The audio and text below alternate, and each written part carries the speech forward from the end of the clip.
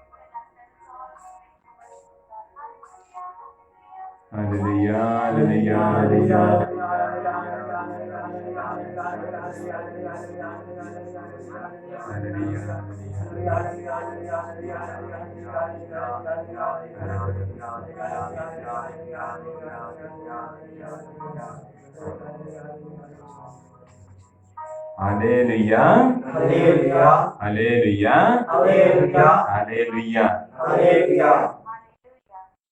Thank you, Renee, for singing this beautiful and anointing song. And let us be together once again, my dear fathers, my dear friends, in experiencing the real presence of Christ in each one of us. And I am sure that every one of us, in one time or the other, have experienced the God in a miraculous way.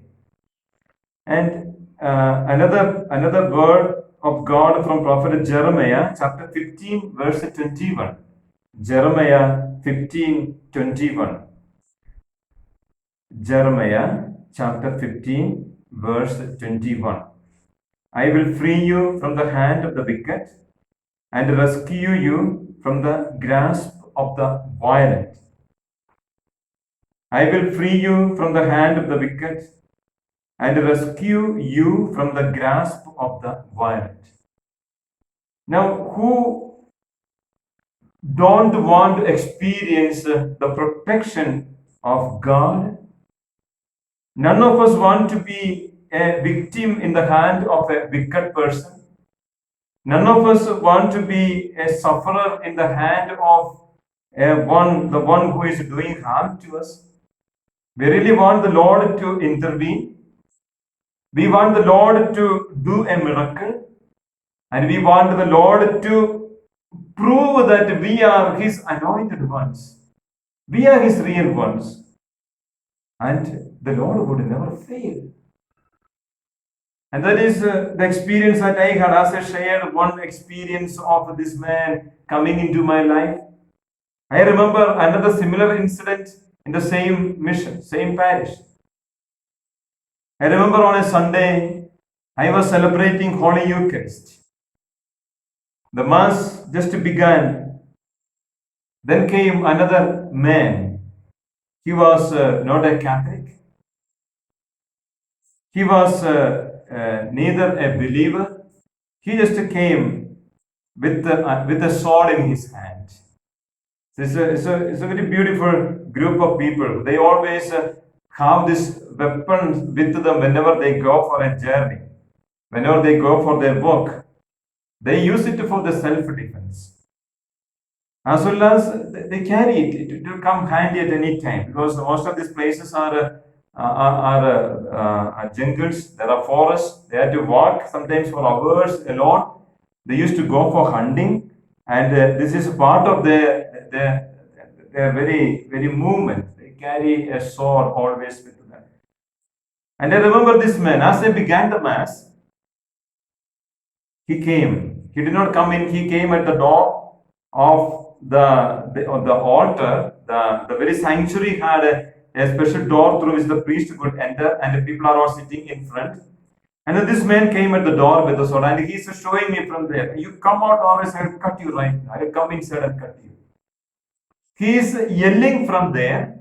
And as I was giving the introduction, I am also looking at this man. And people knew that I am distracted with something.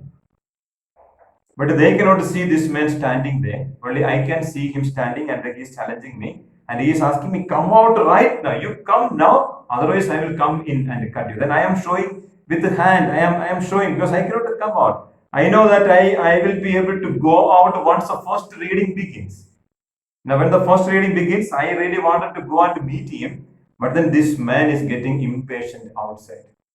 And I am celebrating. I just began the Mass. And then so I concluded. I just wind up the introduction, and then made the collect, the prayer, and then the first reading was just beginning. So meanwhile, I rushed out, and when I ran, when I moved out, the people noticed that something is there, something troubling the priest. And then I did not show any signal to anybody, because I don't want to disturb the people. So I just moved to this man who is standing there with the sword. And then when I moved out, the people in the church got disturbed. And some of the leaders of the church, they also rushed out immediately through their door. They also came out. And when I reached, I saw they also coming out through their doors. And they are also outside. They want to know what happened to the priest. Where am I going?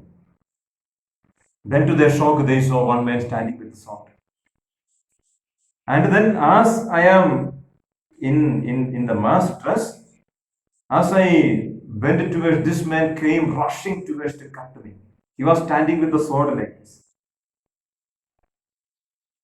Then the miracle happened. This man could not cut me. This few men who came out, they rushed immediately. They came, and then they blocked this man.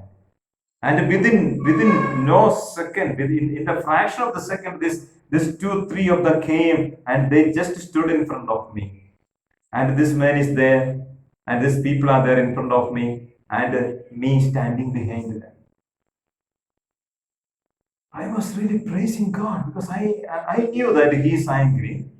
And He can do any harm. He will never bother whether I am a priest in priestly dress standing there celebrating Mass. It's not a concern for Him. And I do not know exactly why He is coming to disturb me in the church. And then these people asked me, what do you want? What is your problem? Then he, without answering, he rushed. He moved out of the church campus. Just moved out, and he challenged it from there. If any of your courage is enough, and if you want to protect your priesthood, come and fight with me first. Then the whole scene changed. It is no more a Sunday church with the mass and piety and devotion. It all changed. Everybody from the church rushed out. And then I saw few men already removing their jackets, and they are going to fight with this man. And he told, if you, then I remember one man in their language, he was shouting at this man, if you want to cut this priest, first you cut me. You cut me first, then only he can lay your hand upon this priest. I was literally in tears. The love with which the Lord envelops us. The Lord gives us loving people around us. Because I am in that place not for anything than for the person of Jesus. And all that I am doing is only the works of his work for the kingdom of God. Nothing for my name, nothing for my fame. And then this man challenged, and these people rushed, and there was a real argument. Then meanwhile, I rushed into the scene. I told them, please be quiet, calm, let him go. We will deal with him after the mass. But it was a very hectic job for me to pacify these people. And then, as the people rushed out from the churches, because I remember that the people used to carry the sword into the church. They were coming for mass with the sword. And then with much prayer as well as telling them, making them aware, I made them not to carry the sword during mass. So I arranged a particular place in the church where they can keep all the swords during the mass. So they bring and they take out, and then they keep at the corner. A particular place is given, and there they used to keep. And this man knew that none of these men in this church are carrying sword. Probably that's the reason he came to challenge. And then suddenly they took out all their swords and they rushed towards this man. And then he ran away from that scene. He ran away from the church. I really wanted to share with you this prophecy of Jeremiah. I will free you from the hand of the wicked and rescue you from the grasp of the violent.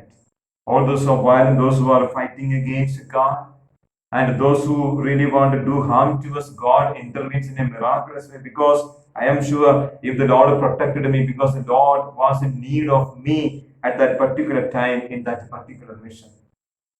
A mission that is entrusted through my hand and that need to be carried out. That is a miraculous way the Lord protects his beloved ones. Hallelujah. Hallelujah. Hallelujah. Hallelujah. Hallelujah. Hallelujah. So I shared with you in the beginning that the priest who was wounded, and then the trust and long hours of prayer at the feet of crucified Lord healed him. And that was always in my mind.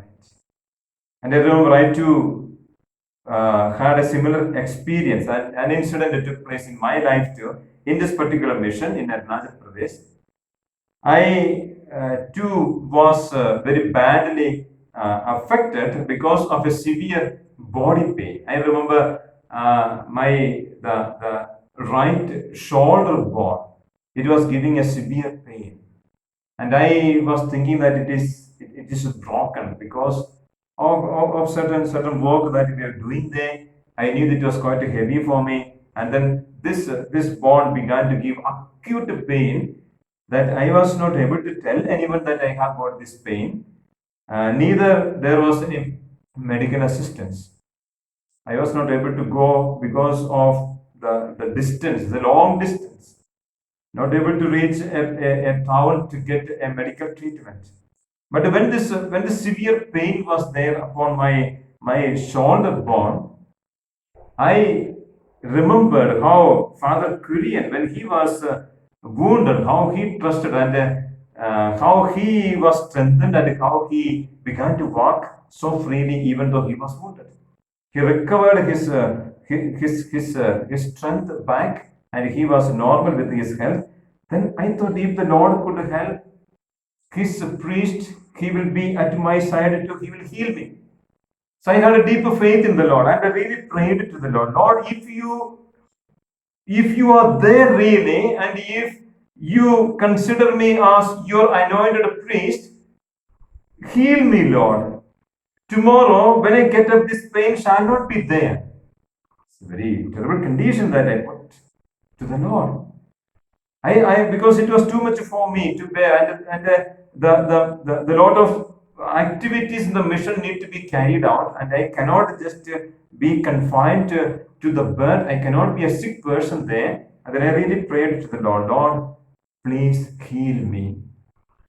I prayed. It was a dialogue with the Lord, and the Lord literally healed me. Means I had a good sleep. I slept so well at night, and then when I got up, I had no more pain.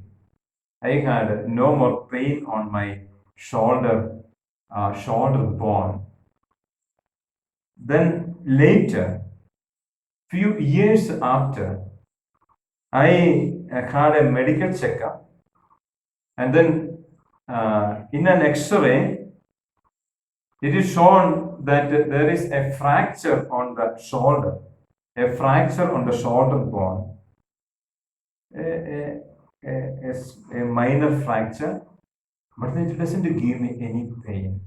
The doctor who did examining me told me, Father, you have to go for an immediate surgery.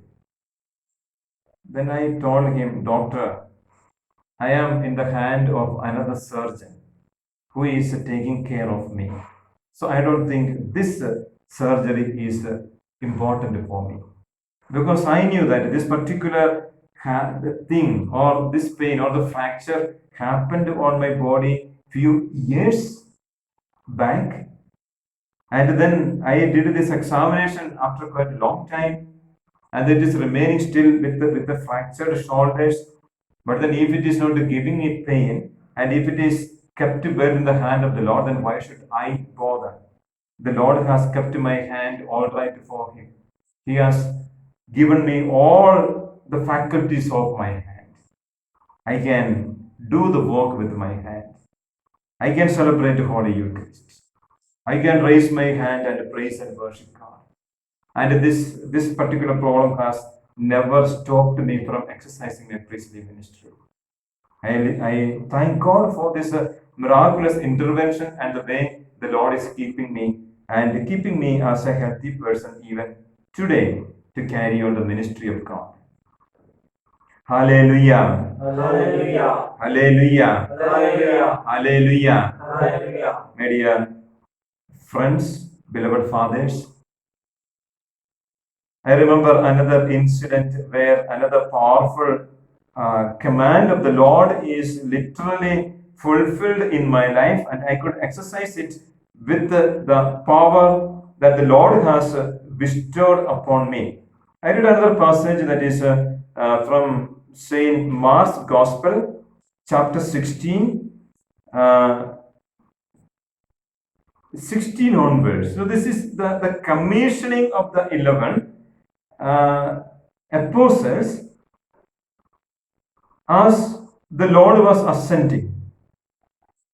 I will just read this passage. Mark chapter 16, verse 17 onwards. These signs will accompany those who believe. In my name they will deliver out demons.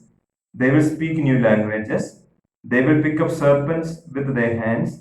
And if they drink any deadly thing, it will not harm them. They will lay hands on the sick and they will recover. The same words are echoing in the Gospel of Saint Luke, chapter 10, verse 17 onwards. when the 72 returned to the Lord after their ministry, the Lord certified, witnessed, testified to the ministry of these 72. The 72 returned rejoicing and said, Lord, even the demons are subject to us because of your name. Jesus said, I have observed Satan falling like a lightning from the sky. Behold, I have given you the power to tread upon serpents and scorpions, and upon the full force of the enemy. Nothing will harm you. Verse 19. Behold, I have given you the power to tread upon serpents and scorpions, and upon the full force of the enemy, and nothing will harm you. So, this is the command, the authority the Lord has rested upon the priest, upon his beloved ones. And I am sure if I could continue to live as a priest in these mission fields, and experiencing the miraculous intervention and powers of heaven in my life, as well as in the life of many who were living with me, as well as for whom I was ordained a priest, it is because the Lord has recognized me as a priest. And it is His power, and it is the promises that the Lord is fulfilling in the life of the priest. And this is the life of each one of us. And I am sure you too are experiencing it in many times in your priestly ministry, in your ministerial life. Let that be the strength. Let us not get discouraged or disappointed when we are challenged with, when we are faced with the evil forces, when we are faced with natural calamities or destructive forces, or when the sickness come in our life. Let us not be discouraged or disappointed, because let us know that there is a God who is so real and who stands with. I remember once I was traveling from this mission, and then I was driving the jeep of the mission. I had gone out to meet the bishop, to do the number of other works, and then returning to the mission from the town. And the next day, it was a mass that was arranged in the parish church for a particular group of people. They are coming from another village. And then I had already fixed the date for the mass, and they will be attending, they will be coming for this mass. And then the previous night, I am already away from the parish, and I need to reach the parish, and for that I need to travel all night. And I was driving, I was alone, I was driving. And then I was quite at peace, at ease. I knew that the Lord is with me, and then I wanted to reach early morning in the mission in order to celebrate the Holy Eucharist. And then I was approaching the mission. I was coming close to the mission. It was heavily raining, and then I had fear that if the road is blocked because of the landslide, if the mountains are falling, then I will not be able to reach in time for the celebration of the Holy Eucharist. But I was praying, Lord, please help me to reach the mission, because these people would be there waiting for the Mass. And I don't want to discourage them. I need to be there. And to my fear, as I feared, as I was driving ahead at a particular place, I found that the road is blocked. The all hill has come down, it has blocked the road, and the road is being washed away, and the all valley is filled with the mud and fallen trees, and I was not able to go ahead anymore. A large area of the hill has come down and just blocked the road, and I could see the trees in the middle of the road, and there is also a huge tree falling across the road. Then I remained for some time there, and then I decided to walk across this fallen area and proceed my journey. It was early morning, somewhere 3 o'clock, somewhere in the morning hours. So if I walk, I will be able to reach at the mission by 6 o'clock. Then I took the jeep back to a village, and then I walk up the village, a family there, and they told that I'm keeping the jeep here because the road is blocked. I will not be able to go driving, and then kept the jeep near to his house, and then I went ahead. I was walking. I walked, and then I reached the place where the road is blocked, and then I was trying to climb over this big tree that is fallen across the road. Through the slush, through the mud, through the rock, I climbed, and then I climbed on the top of this tree. The tree means it is lying down, and then I had to now climb down in order to proceed my journey. And then reaching on the top of this slush and mud, I really got tired. So I just sat on that tree, the chunk of the tree. It was just falling down, and I just took a little rest upon that fallen tree. I was sitting. It was dark. I had a small flashlight with me, and with the help of that flashlight, I was walking across, and then I sat for some time. Then again, I prepared my journey, and then I had a small shoulder bag. I put it on my back, and then I proceeded. I climbed down, and I started walking. It was almost 2 hours plus walk to the mission, and then I was hurrying because I had to reach there. I had to prepare myself for the Holy Eucharist. And then I reached there at the dawn. I reached the village where the mission is, where the parish is. And then I prepared myself, and then we celebrated the Holy Eucharist. It was a wonderful mass of thanking God for all the beautiful ways in which God is standing with us.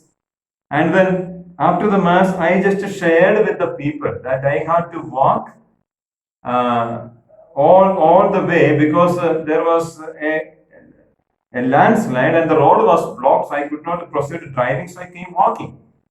They were all surprised that all alone in this early hours I was walking alone, and they were really thanking God for keeping me safe.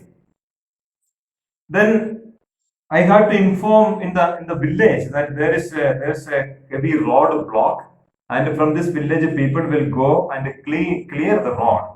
So since I was the one who witnessed it for the first time, that was the practice. Whoever sees any block on the road, then they are supposed to inform the village authority. There are people who are appointed to go and clear the road. So I told these people that there's a road block, and then they prepared, and so many men and women, they went to that site, and other villagers also joined, and they were clearing the road. They cleared the road, and then evening, the whole group is returning. There was a big surprise and a shock was waiting for me. When these people came back, they brought a huge snake, a big snake, along with them. They caught and they brought, and then they were telling me that this snake was on the tree that was falling across the road, and it was there, and this snake could not wait. It came from the mountains, from the jungle, and it was caught up in the rolling stones and the broken branches of the tree, and it was caught up, and it could not move, but it was alive. It was alive. And then I was taking rest on the same tree where they found this snake, but I did not find the snake. I did not touch the snake, neither the snake touched me. And when they told me, Father, how did you escape? How did you come across this snake? I had no words to explain. I do not know how it happened. Then I remembered this word of God, Luke chapter 10, verse 19. I have given you power to tread upon serpents and scorpions, upon full force of the enemy. Nothing will harm you. So I knew the way the Lord is going to keep me safe. Seeing the snake, I had literally got frightened. My God, did I sit upon this snake thinking that is a tree? I did not know. But this snake was quite calm. It did not touch me. I was not attacked. And then they shared with me this big shock and surprise. I know, my dear Father, there is no way for us to be surprised because the Lord is the biggest surprise for you and for me.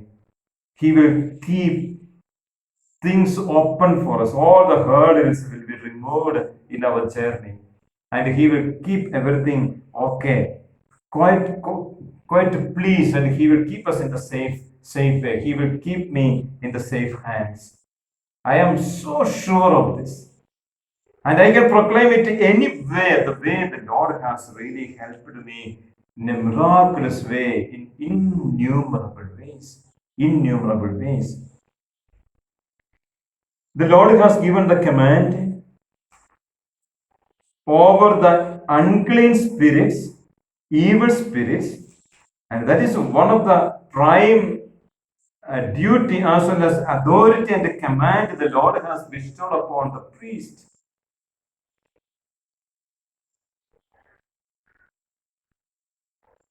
They will